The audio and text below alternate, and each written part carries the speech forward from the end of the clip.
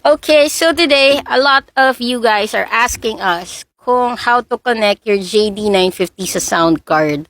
JD950 is a USB mic. Anong ibig sabihin ba pag USB mic? Ibig sabihin nun, you don't need a sound card to use it. So, diba ang kasama ng JD950 ay USB cable. And then, dapat ipa-plug mo siya diretso sa computer or laptop. Tapos yung iba pwede rin siya sa cellphone if you have an OTG adapter. So, usually yun lang yung dalawang options. But since ang dami nagme-message sa amin na how to connect it sa sound card, yun nga, we did a little research and found a solution.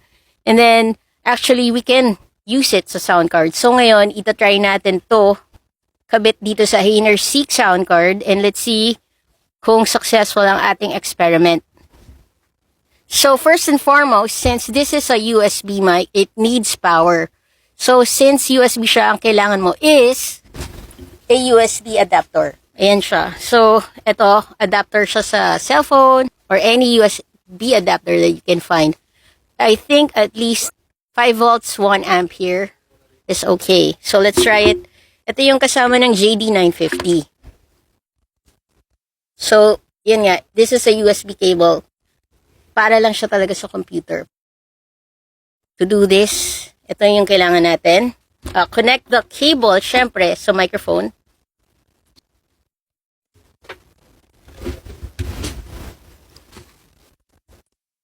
And then this part of the cable, we have to connect it sa power adapter.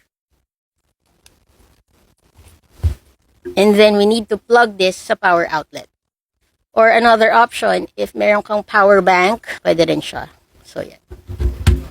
Ayan, makikita na natin na it's lighting up and it's working. Ang way to find out if it's working is you get a headphone. Pakinggan mo siya dito sa itong part na to. Yan. Dapat yung headphone, you can hear your own voice. So, let's try it first. Let's plug it.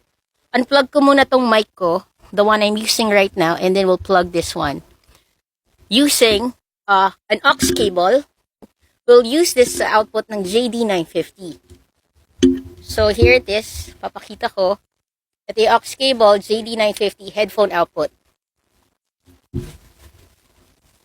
And then, this one, you have to put this sa input ng sound card. Mic input, to be exact.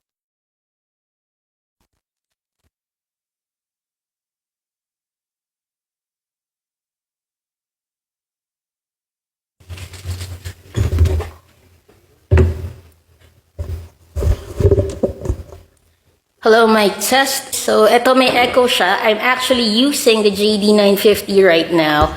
Ayan o, mic test. Di ba si JD950 may echo? So, eto, patayin natin yung echo. Hello, mic test. Hello, mic test. Yan na po. So, this is it. You only need an aux cable to connect the JD950 to your sound card using the headphone output to the mic input of the sound card. So, also, something to watch out din.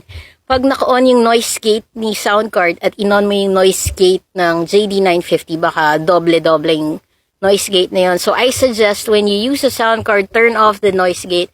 And how do you do that? You have to press this button, the mic button, for like 2 to 3 seconds. So, just to show you how it works, ito yan. Ayan, nagkaroon siya ng color. And napansin niyo yung boses ko, nakakat na siya. It means the noise gate is already turned on. Pero yun nga, since may noise gate si sound card, I suggest you turn this one off. Ayan, that's it. So anyways, here it is, the JD950 USB microphone. How to connect it with your sound card. I hope you guys like the video, and if you have more questions or curiosity na you want to satisfy, we'll try to do it. Anyways, thank you so much. This is once again On Air Studio. Please like and subscribe. Thank you and bye-bye.